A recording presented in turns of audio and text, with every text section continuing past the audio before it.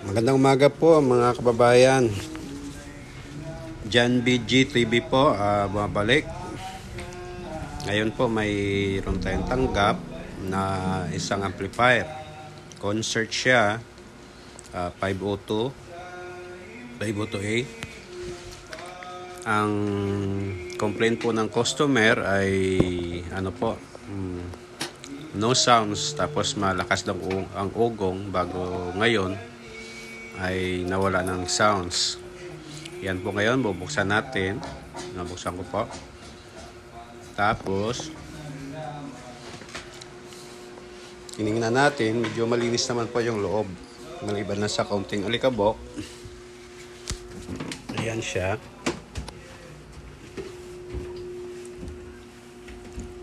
Ayan yung laman niya. Dalawang capacitor, mga 10,000 microfarad yung ano niya. Yung capacity niya, yung bilis. Ang check natin ngayon. Titingnan po natin yung kung ano talagang problema, kasi ang complaint, malakas ang ugong, tapos nung chinik po natin ay walang sounds. Kaya ngayon titingnan natin kung ano talaga ang pinakasira niya. Yan siya, chinik ko. Sabi niya malakas ang ugong. Kaya chinik ko muna yung ano niya, yung output doon sa lagayan ng speaker, para tingnan natin kung kung may DC siya, bakit malakas yung ugong niya. Ayan.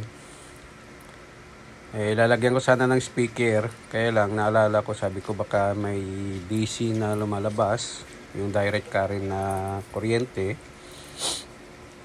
Kaya chinik ko muna. Ayan, check ko siya.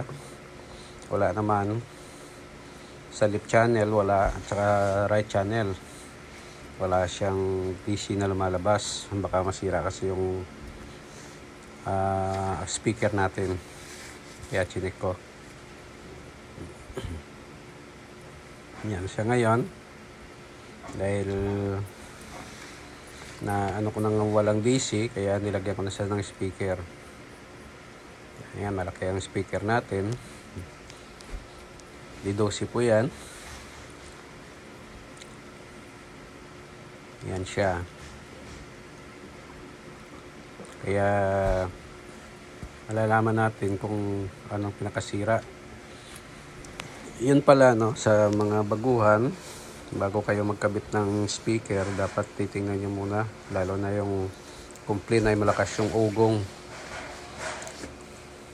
Maaari may DC na lumalabas doon sa output niya. Kaya dapat i-check nyo muna bago nyo kabitan ng speaker. Iwas sunog ba ng natin speaker. Ayan na, chinecheck ko na siya ngayon. Tinitingnan ko kung may sounds na lumalabas. Ayan. Ko po yan. Chine-check ko isa-isa para at least malalaman ko kung ano talagang pinaka-problema ng bakit may ugong siya. Sa ngayon, wala pa yan sounds. Walang sounds na ko. Kaya nagtaka ako bakit walang sounds siya.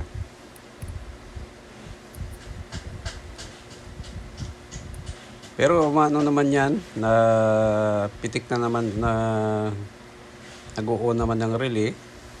Hindi lang po marinig sa natin, pero nag-o-on yung relay niya. Kaya nagtaka ako bakit wala man ng sounds na lumalabas doon sa Nilagyan na rin po natin yan ng yung pinaka sounds natin, yung input doon sa audio niya. Yan, check ko yung speaker, baka loss lang siya o kaya walang sounds. Ayan, check ko siya. Titingnan ko, wala talaga. Kaya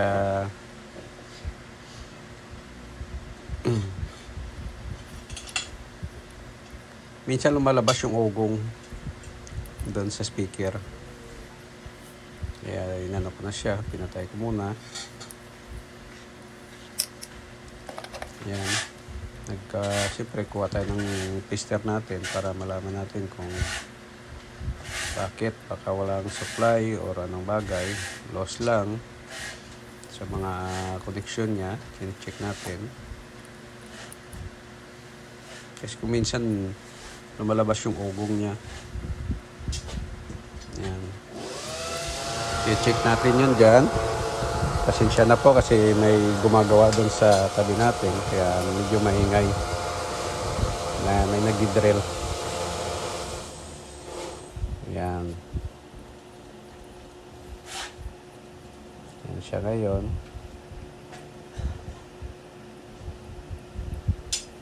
Tinitingnan ko baka kung umaano ba yung yung wire nakalapat ng maayos. Yan, check ulit. Tingnan ko kung may sounds na siya. Wala pa rin. Hindi pa rin lumalabas din ng sounds niya. Yan.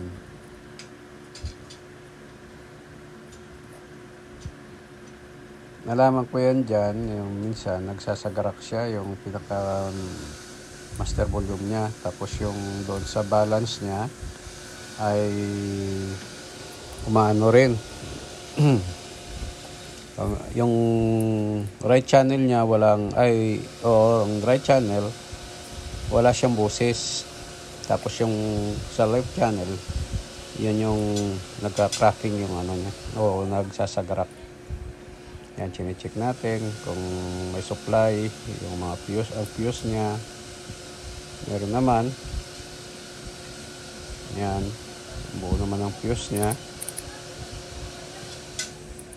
Chinik natin yung fuse buo, tapos yung mga niya dyan.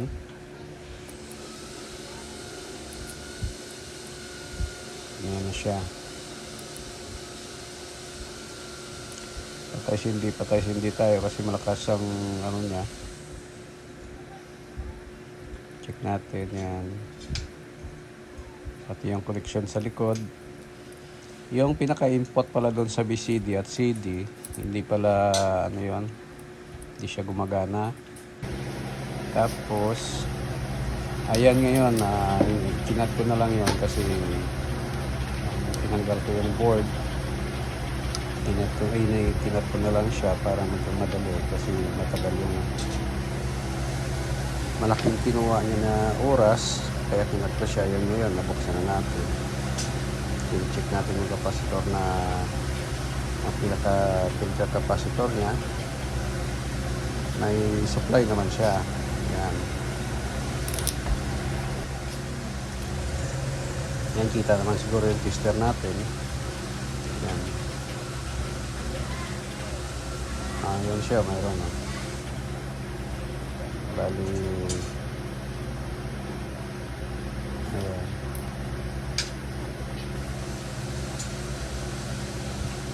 May supply siya. Hindi lang masyado makita.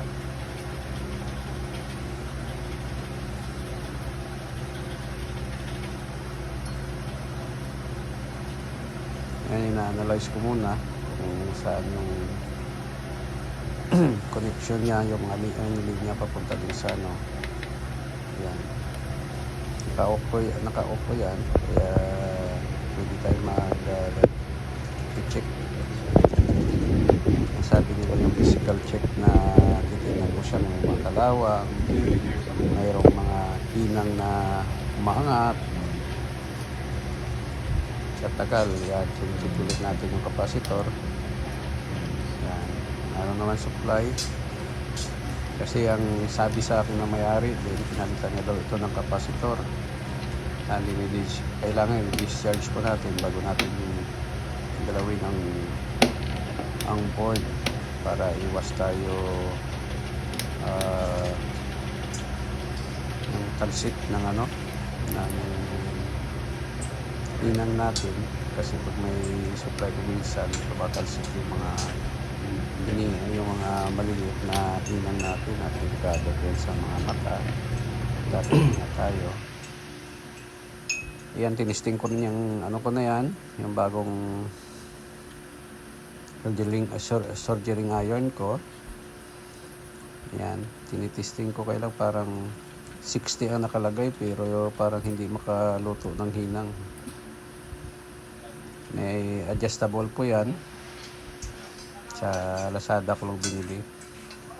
Kailang parang ang hina niya, matalo pa siya ng ano ko, panghinang ko na 30 watts lang. Hindi ko alam kung sa adjustment lang ng ano niya, wattage.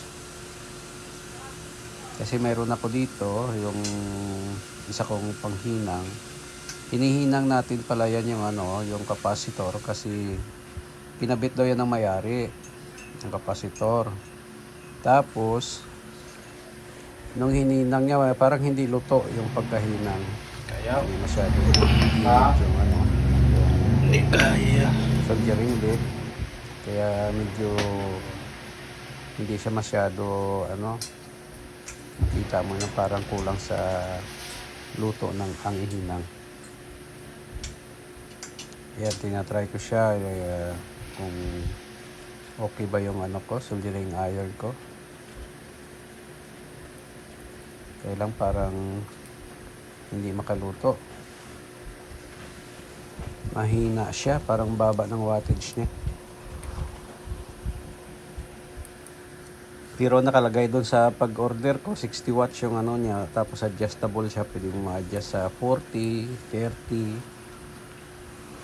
Kaya lang hindi siya makaluto ng ano, hinang. Hindi ko alam kung sa pag-a-adjust ko lang. Yan, tinatry ko siya na ano, ihinang yung capacitor, iayos yung hinang.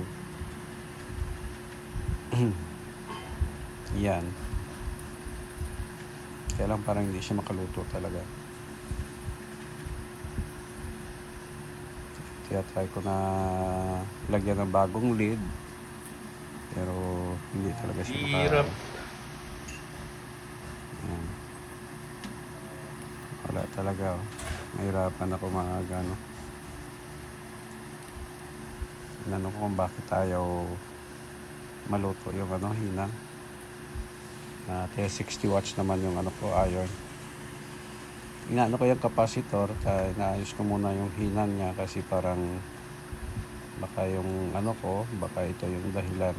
Kaya kasi kung minsan sa filter capacitor din yung pinaka dahilan ng ogong kuminsan doon sa speaker. Yan, hinang tayo. Kaya niya hinangin yung maliliit lang ng mga paa, ng mga resistor, capacitor. Pero yung sa capacitor na ito na malalaki, hindi niya kayang iluto yung hinang niya. Ayan ngayon. Try natin. Gamit ka na ng maliit Hirap na nga na naman. Mahamig yung ano ko eh. Hindi siya makaluto.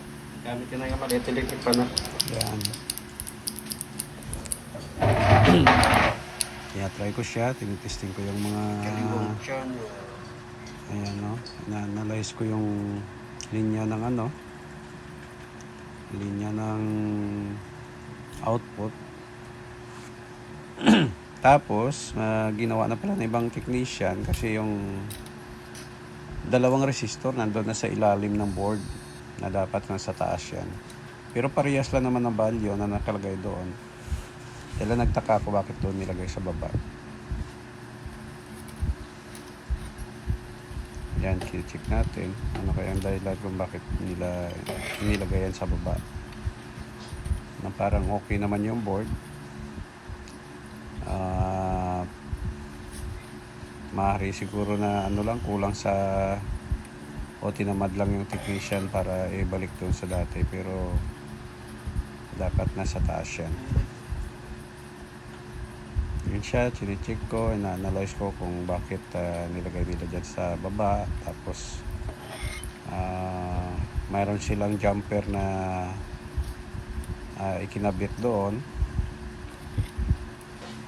Hindi lang masyado makita sa camera. Ayan siya, ina-analyze ko siya kung bakit nilagay nila yan dyan. Ano kayang dahilan? Sabi ko hindi kaya ba... Siyempre, marami tayong pagdudahan ng ano, dahilan ng sira. Maaari sa paggawa ng technician, maaari sa output, sa transistor. Ayan, tinanggal ko muna doon para makakilos ng ayos yung pinakatali ng wire. Wow. Ayan, pinaputol natin para makagawa tayo ng maayos. Ibaliktad natin ng board ng maayos. Ayan siya. Yung ano na yan, yung bakal na yun na nasa gilid, stand ng ilaw ko yan. Hindi ko napansin na nandyan pala sa gilid ko. Nasagi ko siguro, kaya umurong siya ng konti. Kaya dililinis natin ngayon yung ginawa ng technician. Yan, pati yung mga output doon. Baka may mga lead na mga maliliit. Nagtaka ako bakit hindi nagawa ng technician to. Ayan, tinatry pa rin natin kung kaya ng ano natin. Pero wala talaga, ganun talaga siya. Hindi niya kayang iinit. Ayan, nagpalit ako ng bagong panghinang. Yan, 30 watts, pero nilagyan ko yun ng diode sa loob. Yung aking soldering iron para malakas ang init niya. Tuloy-tuloy yung init. Yan, binaba ko ngayon ng ilaw ko para kasi maghihinang tayo. Yan. Yan siya. Hinang-hinang natin yung mga malultong na ano na paa ng resistor tsaka transistor. Yan. I-check natin kung baka isa sa mga dahilan minsan yung pag-angat ng paa sa tagal ng gamit. Siyempre umiinit yan yung tingga at minsan lubulutong yung ano niya, hinang. Kaya naging dahilan ako minsan nagkakaroon siya ng lost contact doon sa ayan, nililinis natin yung capacitor. Ayan. Sabi ko baka may mga maliit na linis tayo. Ayan siya. Ito ang tawag, palabas. Sabay analyze.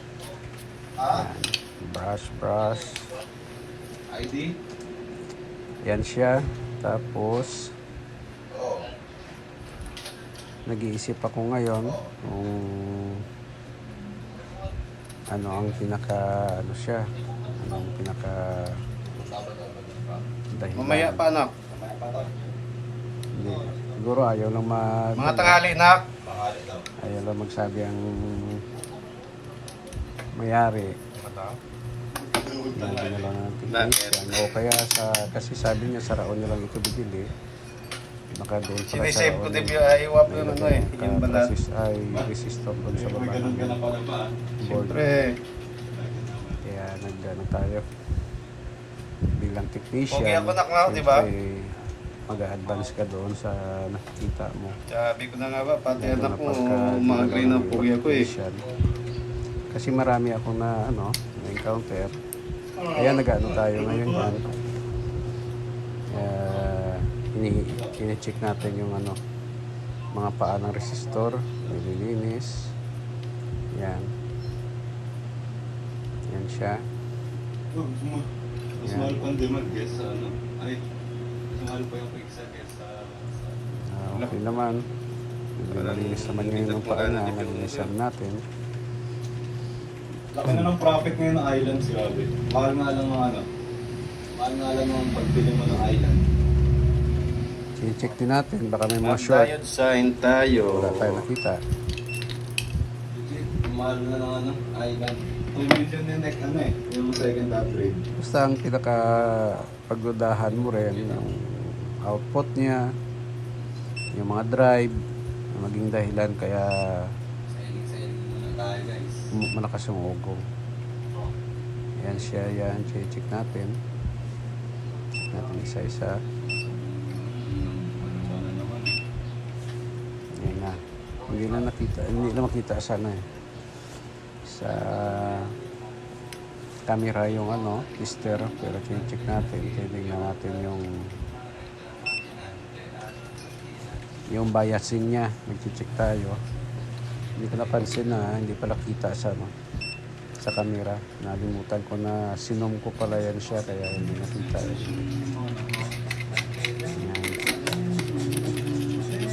Yan is yung mga connection.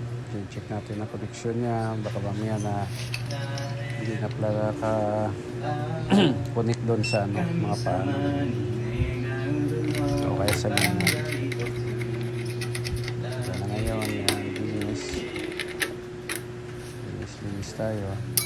Galing.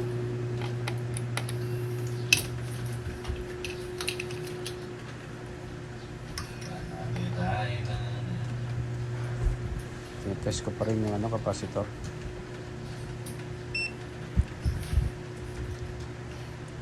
Checking. Yan. Analyze. Linis. Habang nag-iisip, ang kamay naglilinis. Yan. Yan, hinihinan ko ngayon yung mga pinagdadaanan ng kuryente.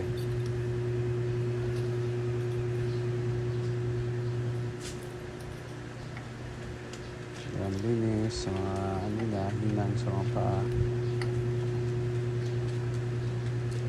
Para exempted na tayo sa duda sa mga lost contact. Okay na. Meron tayo kaya.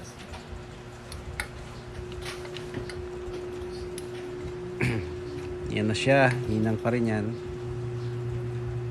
Hinang, basta may makitang medyo hinihinang natin. Naiwas ako dyan sa ano ko, sa soldering iron ko kasi may diode nga yan. Minsan nagkakaroon ng ground pag hinahawakan mo yung ano, yung lead. O kaya makakahawa ka sa piyesang malapit doon sa hinihinang. Yan, hinihinang ko pati yung ano dyan. Somebody but you. Kinat ko rin dyan yung ano, Ayun, kasi yung mga drive niya, chinek ko rin yan isa-isa. Hindi ko na naipakita sa inyo kung yung chinek ko yung drive, yung mga transistor drive niya. Tapos yung capacitor na mga maliliit, chinek din natin yan yung capacitor. Nag-check din tayo ng mga resistor. Yan siya, yan. Yan, inaano natin ngayon. Itarayin natin ngayon kung okay na siya. Kung gagana na ba o hindi pa. Hinang-hinang lang doon sa mga resistor. Tapos hindi ko na rin naipakita yan sa inyo. Pinalitan ko ng master volume yan. Yung pinaka, yan. Yung volume control niya. Tsaka yung sa balance. Yung balance niya rin, pinalitan rin natin yan. Kasi yung kabila, parang hindi, ayaw gumana. Minsan lalabas, minsan hindi. Minsan tutunog, minsan hindi. Yung sa right channel. Tayo pala to sa tape. Yan. Yan yung BCD, pinalitan ko yan dyan sa CD ko na lang inilagay o kaya sa tuner. Yan siya.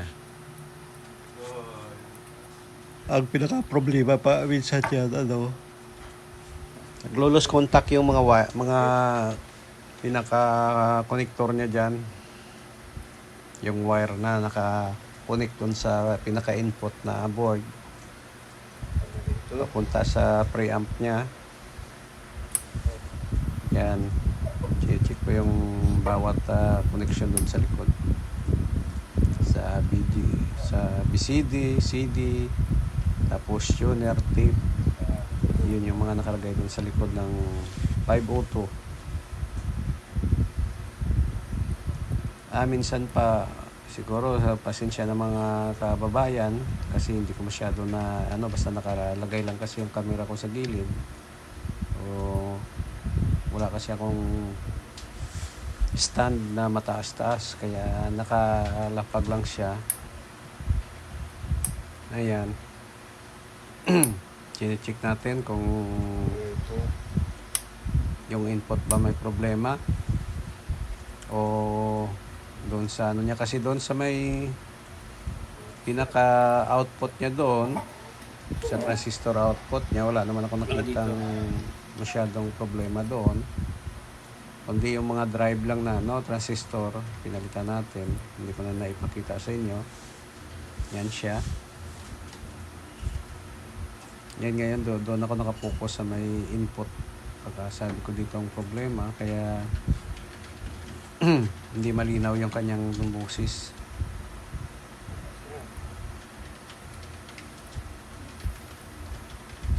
Yan, tinitesting natin yan dyan ngayon.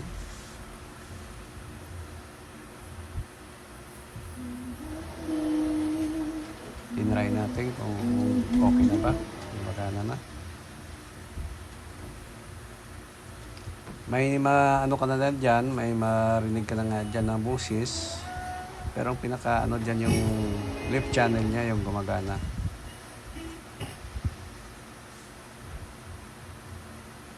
Ang right channel niya medyo distracted siya. Tapos ang tunog ay parang persado siya, yung parang pigil. Kaya check tayo ng check sa mga drive. Ayan.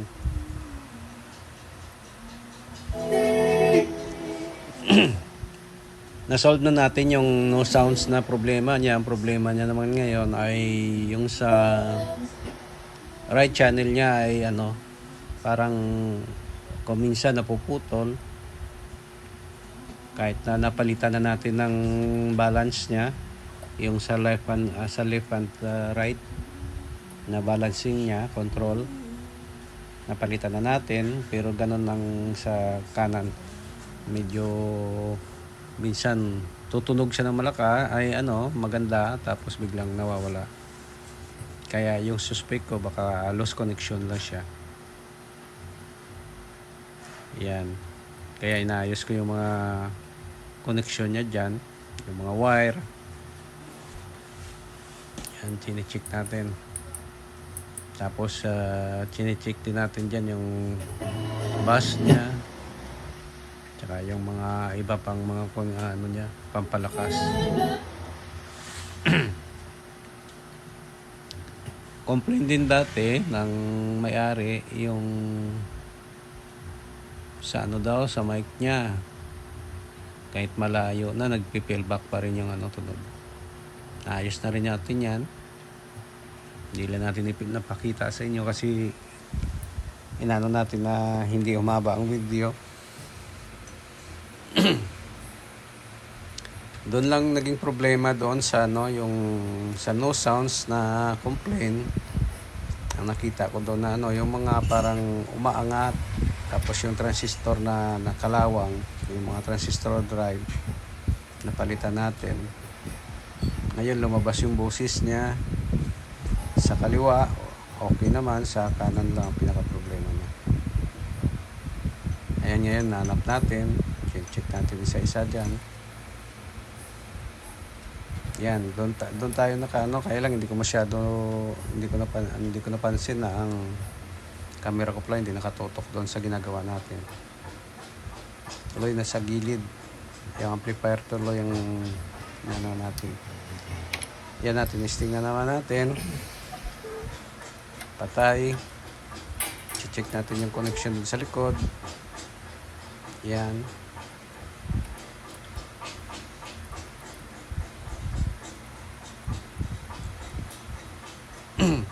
Titingnan natin ngayon yung pinaka magagawa natin.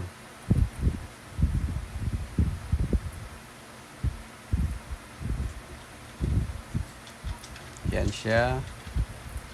May connection sa likod. Ayan.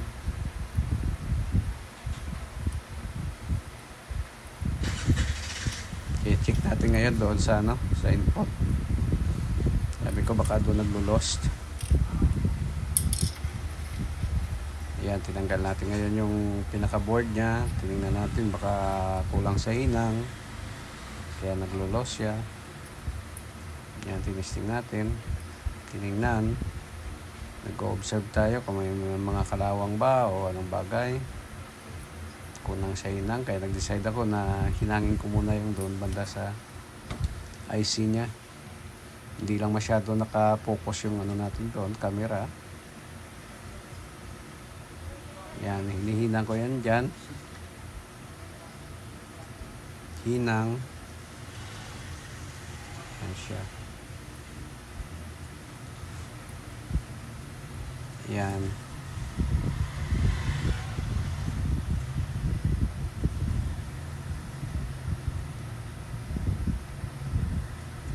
Ayos ko yung board ng input.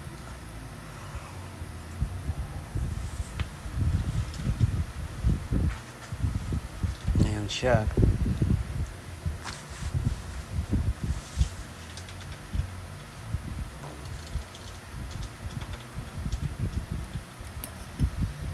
Ayan, tapos tayo ng ayan siya. Titingnan natin isa-isa.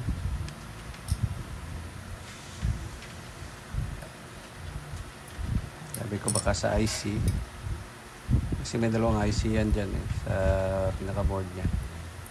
Yan ngayon, titisting natin kung okay siya. Inaayos ko lang yung connection. Medyo matagal pala ang nito na hindi nakapokus dun sa Sorry lang po. Kasi siya na kung natagalan na hindi nakikita dun sa ginagawa natin.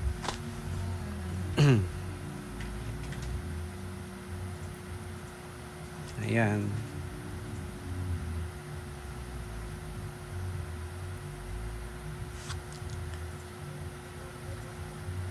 Mahaba-haba ang pala. May kinuha ako dyan kaya tumagal. May nanap ako na pang ayun. Bumalik na ako. Yan, tinisting natin. Yan, on na natin. Testing. Kung gumagana siya, okay. Ayan. Ayan siya. Ayan na.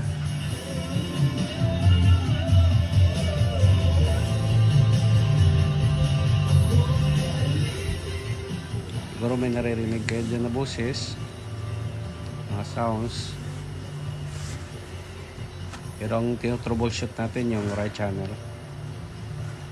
May sounds na siya, kailangan kabila. Parang pigil.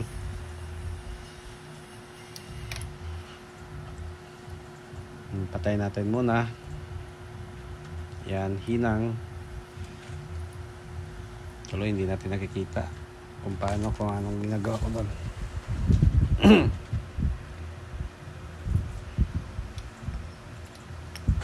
Yan na. Yan siya. May kinakalikot tayo dyan hindi lang nakikita sa camera. Hindi natin napapansin. Pagtsaga lang tayo mga kababayan para malaman natin kung paano i-troubleshoot yung na yan.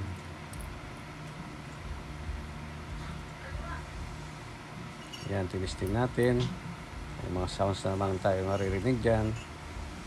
Yan. Mutugtog na siya.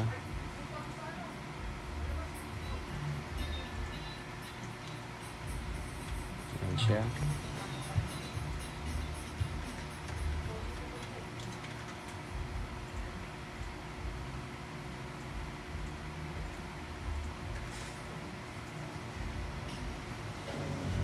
Testing. Siguro may naririnig na kayong busis. Nakuha natin doon kanina. Tanda natin yung filter capacitor. Hininang natin na maayos doon. Tapos yung mga drive. Hininang din natin yung iba. Ang iba pinalitan natin yung may mga kalawang. Tapos ngayon, nung kinabit natin, gumagana na siya. Yung kaliwang channel, okay naman. Tapos yung kanan, yan yung may problema. At yan yung troubleshoot natin. Na kuminsan, lumalabas yung boses, kuminsan natin. Ayan na. Ayan, naririnig ko siguro yung music.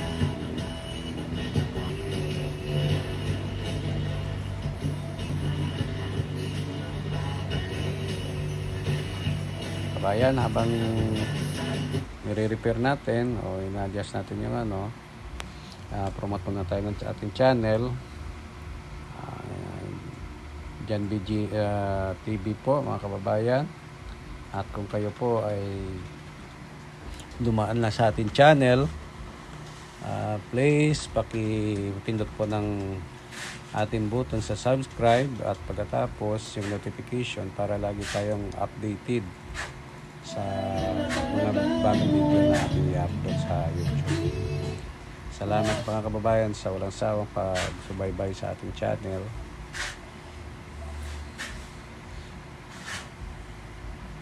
Ayan, inanapan natin yan. Dito ay inaayos yung mga koneksyon sa doon sa input. Pero makita naman natin may tunog na siya. Malabas na yung tunog niya. Yun lang yung problema natin, yung kanan. Mahina at parang pigil yung boses niya. Parang ungo ang labas.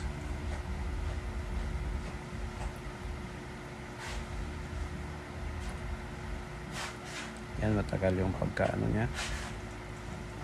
Matagal yung pagkalipot natin doon sa sa pinaka input.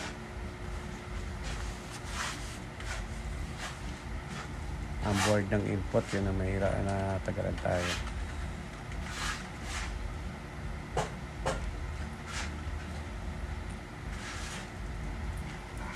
Ayan siya. Ayan. Ayan ulit. Ayan yung mga connection yan. Ano na natin. Yan. Testing ulit. Try kung may busis na. Okay na ba? Medyo okay na siya. Ayan. Ang problema, lost contact doon sa pinaka niya, sa pinaka input board niya. Papuntang preamp ng amplifier. Ayan, makikita natin may busis na siya naririnig. Okay na yung sounds niya. Ayan na yung niya, yung pinaka nakuha na natin ang problema niya. Ang pinalitan natin, yan yung pinaka master volume niya, tsaka yung sa balancing niya, yung left and right. Tapos yung inang doon sa input board, i-explain ko na lang kasi hindi natin nakikita nawili sa pag-repair, hindi napansin yung yung camera. Ayan na siya, yan. Ganda na yung busis niya. Yan yung mga kababayan. Okay na yung ginawa natin. Ang pinaka problema niya, lost contact doon sa pinaka input board niya. Hininang natin, tapos inano natin yung connection niya doon. Inayos natin. Ayan siya. Ayan, mapapakinggan nyo na yung mga babayan. Tumutunog na siya. Okay na yung niya. Ayan. Ayan, okay na ito. Salamat mga kababayan sa walang sawang pag-subaybay ng ating channel. Sana lagi kayong manood at magbantay po sa